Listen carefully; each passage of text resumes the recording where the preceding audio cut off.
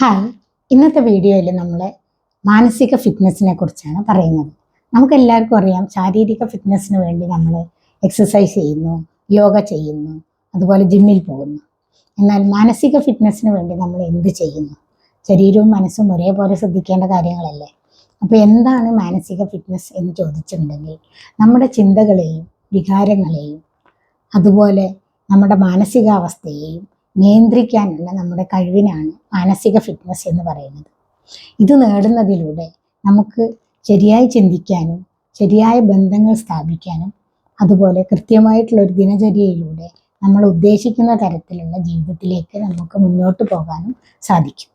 എന്താ, മാനസിക ഫിറ്റ്നസ് നേടാൻ നിങ്ങൾ തയ്യാറാണ് എങ്കിൽ ഇതേ തുടർന്ന് 20 ദിവസം തുടർച്ചയായിട്ട് 20 റീൽസ് ചെയ്യുന്നുണ്ട്. മാനസിക ഫിറ്റ്നസ് ചെയ്യാനുള്ള ഓരോ ടെക്നിക്ക് ഓരോ റീൽസിലുണ്ടാവും. എല്ലാവരും കാണുക, നിങ്ങളുടെ അഭിപ്രായം കമൻറ്റിൽ അറിയിക്കുക, വീഡിയോ ലൈക്ക് ചെയ്യുക, ഷെയർ ചെയ്യുക, സബ്സ്ക്രൈബ് ചെയ്യുക. താങ്ക്